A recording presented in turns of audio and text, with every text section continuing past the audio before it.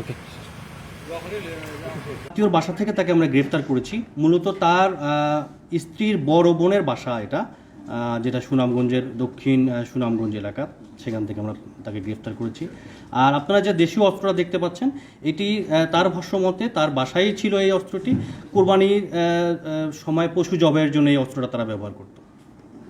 এই ঘটনার জানতে পেরেছি এই ঘটনার পিছনে আসলে অন্য কারো কোনো ইন্ধন নেই। সে ব্যক্তিগতভাবে সাকিব আল হাসানের সকল খেলা আমরা তার কাছ থেকে জেনেছি যে তার ল্যাপটপে লোড করা আছে, সে দেখে, এবং সাকিব আল হাসানের একজন অন্ধ ভক্ত সে। তো সাকিব আল হাসানকে নিয়ে যে এই পূজা উৎসবে যাওয়া, এই বিষয়টা নিয়ে যে মিডিয়ায় যে নিউজগুলো এসছে, এই জিনিসটা সে মেনে নিতে পারেনি। মূলত এইটার পরিপ্রেক্ষিতেই সে এই ফেসবুক লাইভটি করে।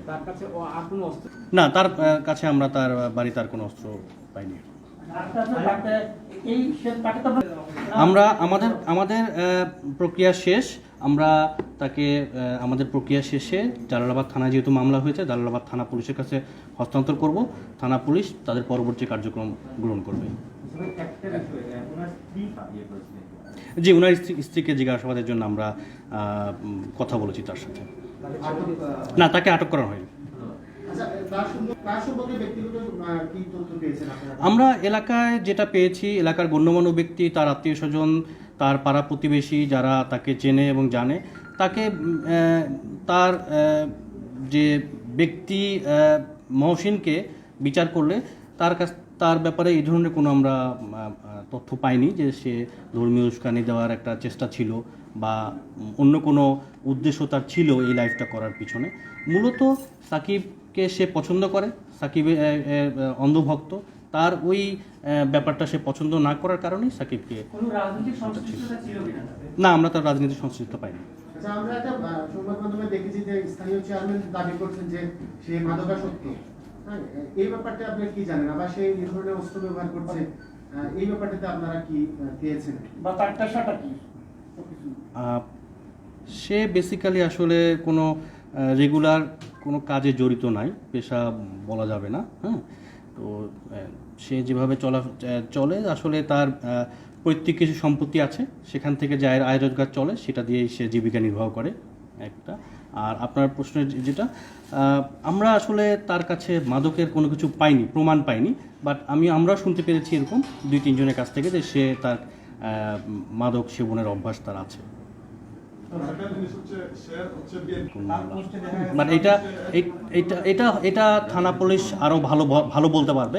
আমাদের নথিতে তার কোনো মামলা আমরা পাইনি, বাট এটা থানা পুলিশ আরও ভালো বলতে পারবে।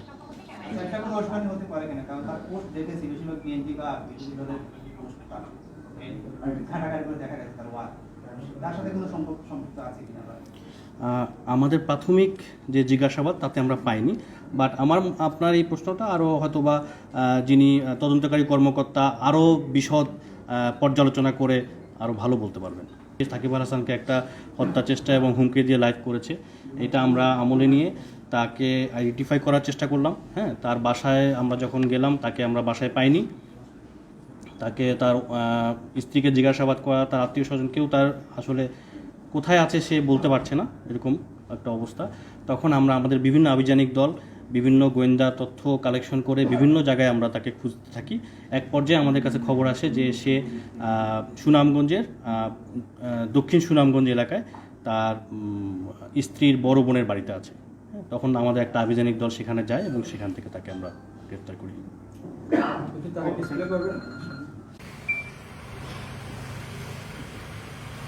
ওকে।